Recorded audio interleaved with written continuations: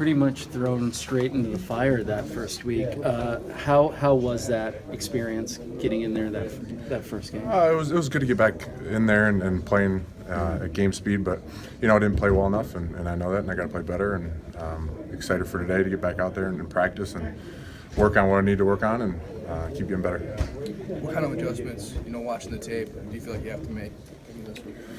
Just use my hands better, use my punch, and keep working on getting at game speed, and that'll come with the more practice time I get. But keep getting better. What was Sunday? I apologize for getting here late, but what was Sunday like for your game speed again, all those things? Yeah, like I said, it felt great getting back out there and moving around and getting back in the game. But didn't play well enough, and got to play better and keep working on practice and keep getting better and getting up to speed, and we'll be good to go. Correctable kind of stuff when you look at it? Yeah, it's definitely correctable stuff. But no excuses. Didn't play well enough, and I'll get better. At your level, how much of it is studying that guy across from you, whoever it's going to be? Is that a big part of it? Oh, it's huge. Just watching film and knowing what moves the guy has, the counter moves, and what type of player he is, and that's what you have all week for to watch film. How tough was it to go in for the first time after not playing for a long time? There's definitely you got to get used to the game speed, but it felt great getting out there, and just got to use my hands better and get back up to speed, and I'll be good. What's your Did Eagles do things you didn't expect? No, they did what we knew they were going to do. They're a great defense, and I didn't do well enough, and we corrected the mistakes and get back this week and get better. Take a week of practice, or will you help me another week of practice? Absolutely. The more practice I can have and this team can have is better. That's where you work on your craft and you correct mistakes. So, yeah, definitely the more practice, the better. What do you have to work on? Work on my hands, my punch, my feet, and pretty much just getting back into the game speed of everything, and that comes with the more practice. Were you discouraged by your first performance? I definitely wasn't happy with it. I never want plays like that, and I'm really hard on myself. So I know I got to be better. That wasn't good enough, and keep getting better. Mic drop. One more real quick. Yeah. Typically at that position, you don't strategically see guys sub in and sum out during the week. Did that hinder you at all to get, kind of hinder you from getting into a rhythm, I guess, into the game? Definitely the more time you're in there, you get more comfortable in rhythm. But, it doesn't matter. Whenever the coaches call my number, and we got to be ready to go in and play better. Did you know going in that they were going to try to sprinkle you into a couple series or 15, 20 plays? Yeah, that was their plan. I didn't know when or what series I was going to go on, so I just had to stay loose. So you had to stay ready to roll. It's early this week, but have they talked to you about maybe kind of maximizing or stretching out that playing time so far? Do you know if you're going to start or anything? That's you got to talk to them about that. That's not up to me. I'm just going to go out, practice better, get better, and whenever my number's called, play better. After watching the tape, was there any one specific thing that you said, all right, this is definitely something that I need to work on or focus on? I think just using my punch and my hands, and that comes with the more practice and getting used to game speed, but it's all correctable stuff. For sure. I know you've probably been asked this before, but you got a connection with Tony Sperano. Has there been a little bit more comfortableness, I guess, going in, knowing you can work with a guy like that you've worked with in the past? Yeah, we've definitely have a long pass together, and he's a great offensive line coach. So any questions I have for him, and anything I need to work on, he already knows, and he can help me with correcting that. And it's just a matter of going out and practice and doing it. Yeah, Zim always talks about good teams, whether they win or lose, they let it go. But after a tough loss, I mean, is it easy to let a game like that go, or is that just something you got to do? You got to do it, but definitely, we move it on and move past. But you have that feeling of having that loss, you know what I mean, and you don't want to have that ever again. So, you kind of keep that feeling of that loss in you, but you got to move past. You got to go because it's a long season, and you got to correct from that. And we got a big test this week. For sure, man. Hey, thanks a lot. The Eagles do anything different offensively you didn't expect? No, I mean, if you look at it for the most part, I mean, I feel like we pretty much shut down their offense for the most part. We created turnovers. Just at the end of the day, we didn't make enough plays to win the game. So, I mean, it's the NFL. Sometimes that's going to happen. Philadelphia's always been a tough place for you guys to win. Yeah, I mean, it's a tough environment. It's very hostile. They got some diehard fans there, so it's always been a tough environment to play, and this week was no different. What's Chicago like What, playing? Chicago the same way. It's a very hostile environment. You got to take their crowd out of it early, but at the end of the day, we've always obviously had our struggles there over the last 10 years or so. So we got to make sure that we're on our P's and Q's this week and make sure we go in there and try to bounce back. what do you have to do this week to get ready for the Bears? Well, we got to be good. We got to be good against their run game. They've got some backs that can hit the gaps. They do a lot of good things up front with their offensive line as well. When you look at a lot of their run game clips, I mean, you don't understand how they haven't won more games. So we got to be on our P's and Q's about that. And then obviously they're probably going to get Cutler back this week. So we've got to be smart in the way we rush him, and we've got to get around him, not allowing him to throw those deep balls. Talk about tough place to play. The Bears have been no bargain. You guys have had your troubles on there. Yeah, we've struggled there over the last 10 years, but you know what? It really doesn't matter what's happened in the past. We've got to move forward and make sure we go in there and get a win this week and bounce back. Any chance you overlooked them? They've only won one game. We ain't overlooking nothing. So our mind's totally focused on the Bears this week. They got Cutler back. What does that difference that make? Well, I mean, obviously he's a guy that can make some deep throws. Obviously we have to rush him very smart because he is athletic enough to get outside the pocket and make some first downs with his legs. He's just one of those guys that you have to be very smart in the way that you play him, and we got to get back there and get some hits on him. And once again, it starts with stopping the run game up front. How's their offensive line? They're good. They do a lot of good things in the run game. They create some gaps for those backs back there. They move laterally very well. So it'll be a good test for us this week. That crowd is tough. That crowd's tough. Yes. Your crowd is tough. Oh, our crowd is tough. Yeah, Yeah. They help a lot. they always help us. Yeah. It's gonna be Halloween as well, so you're gonna see a lot of Sid-like figures in the stands. What's that? How crazy you think that'll be looking? Yeah, we'll definitely see a bunch of crazies in the fans stands this week. So we can't let that stuff distract us. A lot of times people dress up like that to distract the opposing team. So we just got to concentrate on what's going on in between the sidelines. Zimmer's been real tough on you guys. Well, you really kind of rip you guys. Well, I mean, that's the way it should be. Anytime you go out and lose a game and you've done things that kind of shoot yourself in the foot, whether it be stupid penalties, whether it be turnovers, just whatever it is. I mean, obviously he should rip us. So at the end of the day, we got to come out here. We got to practice hard, make sure we bring our lunch pail to work, and have that blue collar mentality that we've had all along. Thank you, sir. You're welcome. What sort of differences do they have between I love you. I love you too, man. between Howard and Langford? They both seem to be slashers, but one's more of a between the tackles guy, and one guy hits the. Yeah, when you look at it, Langford, in ways he's a little bit quicker. He's more of a guy that really can slice and dice through the holes, be able to make those cutbacks and things like that. When you look at Howard, I mean, he's a pretty big back. He's powerful. So they do bring different elements, even though they are very similar in a lot of ways. Strange not seeing Forte there. Yeah, it is a little strange. I mean, we've played him for so long there, and him not being there. But when you look at their offense, I mean, them not having Brandon Marshall there. I mean, there's some things that kind of look different, but at the end of the day, none of that really matters now. They look like those two backs. They have some power if they choose to use it. I mean, they kind of got away from it against the Packers, but it's there. You have to be careful about it, right? Yeah, I mean, both the backs got power. They both got speed. So when you look at them, I mean, they've got backs that can make plays for them, and their offensive line does a lot of good things in the run game as far as their blocking schemes and things like that, getting people out of their gaps. So we got to be on our P's and Q's this week.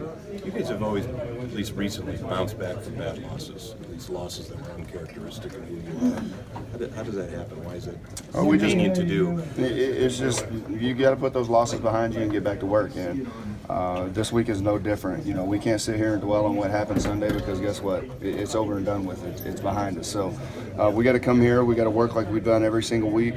We've got to, you know, do some good things this week as far as putting it on the practice field and making sure that we're in the right positions. People understand where we need to be. All 11 guys on the same page, and if we do that, then that's, you know, kind of been the formula for success for us.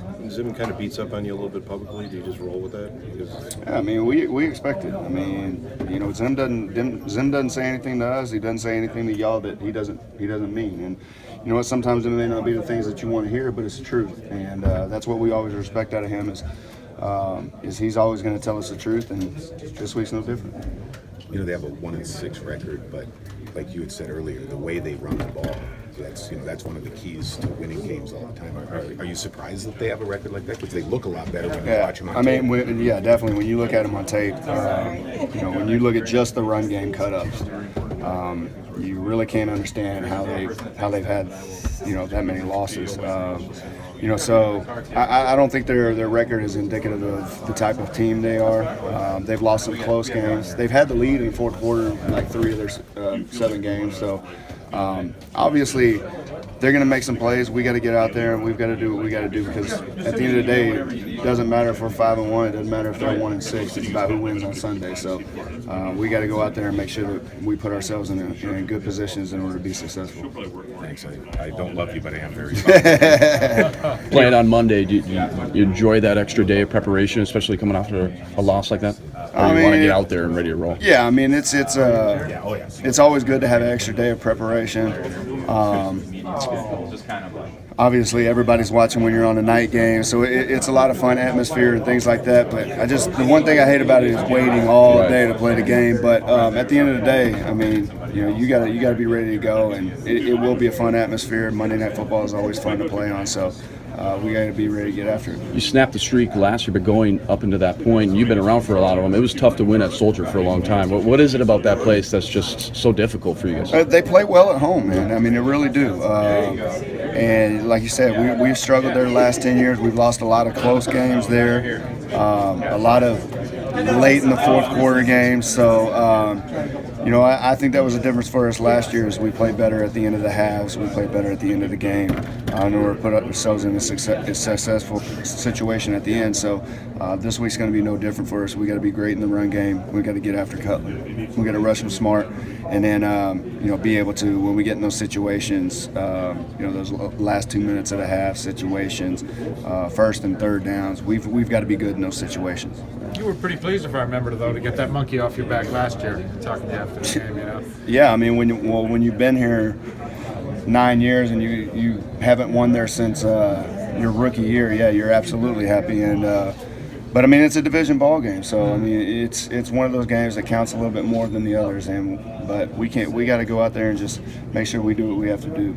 Brian, has there been a change in the mentality with division games, just that you guys have had more success lately after not playing so well in the division, or is that just a function of being a better team? I think it's just a function of being more disciplined. At the end of the day, I mean, we've had some good teams here in the past, but and this team is just as talented, probably more talented than some of those teams. But at the end of the day, what separates us is all 11 guys not being selfish, all 11 guys being disciplined, being where they need to be, and all of us being on the same page. When we've done that, we've shown that we can be really good. Quick non-football question: the Halloween costume. You deserve credit, or does Mrs. B-Rob deserve credit? Actually, Mrs. B-Rob and her aunt deserve credit for that one. So I can't take all the credit for that. I can take credit for how good I looked in it, but yeah. Did you guys win the best costume of the night? Or? No, you know, we don't vote on ourselves. I'm not that type of guy. I don't vote on myself. You know, so we did not win it this year, but we had a guy who was very deserving of it. Can you spill the beans? No, I can't tell you Daho's name. What was the costume? Willy Wonka. Yeah, tough but he pulled it off, man. He pulled it off. Back to football real quick. Obviously, you've played Cutler before, but not a lot of tape on him this year. Does that change how you're going to game plan against him, or what do you go off of? Well, I don't think you can necessarily game plan around one guy. You have to game plan about what you've seen on tape. You have to game plan on the team itself, not necessarily one guy. So, I mean, we know that Cutler can scramble around, make some plays with feet just off of what we've seen in the past. So we know we're going to have to rush him smart. But as far as game planning, I mean, you can't do that around one guy. Brian, some analysts have trying to figure out why TV ratings are down, have said the quality of play has dipped. As someone who's played in the league for about a decade now, what do you think when people say that the game isn't as good as it was maybe a few years ago? I really don't care. I'm going to be totally honest with you. If people are going to sit here and say the quality of play had dipped, I invite every one of them to come out and play this game. I don't think this quality of play has dipped at all. I think it's changed over the years. I think when you look at it, I mean everything has changed. I mean, when you look at it, defensive players are faster and stronger now than they were before. When you look at offenses, they pass the ball more than they did before. You know, it's not the ground and pound game. It's, you know, who can air it out the most. And I mean, there's just a lot of changes in the game. Even the calls of the game is totally different than the way it used to. I mean, you look at old tape, you know, back in the 90s and stuff, you can see guys clotheslining quarterbacks and things like that. You do that, get anywhere close to them now, it's different. So, you know, I mean, people are going to say what they want to say about it, but at the end of the day, you know, we love our fans, and I appreciate every one of them because I wouldn't have a job without them. But, yeah. On the subject of things being said outside the building, there's a new book out on Brett Favre talking about his career, I guess, and there's an Artis Hicks apparently said in there that there was something of I guess, not a formal bounty program, but there was something said about this guy, coach is saying. You heard me say it a while ago. I haven't heard of any bounty program since I've been here. Yeah. I'm very unaware of a bounty program, so I'm not going to sit here and talk about it all day. It is what it is. I mean, if Artis wants to say stuff like that, obviously he's trying to bring attention on him. So what? So at the end of the day, I mean, like I said, I'm unaware of any bounty program that's happened here in the time that I've been here. Were you surprised to see the report? I was very surprised. I actually saw it yesterday, and I was like, basically the first thing I said in the car with my wife was, "What the hell?" And so it was very shocking to me. And but you know, it's not surprising. I mean, you know, we were on a roll, and of course, all this comes out when you get a loss and everything else. So whatever, it is what it is. I never met Artis Hicks, so I don't know anything about him. But is he a guy prone to tall tales, or what?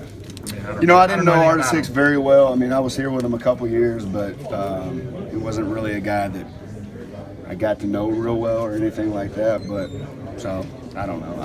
And like I said, once again, I really have no clue what he's talking about.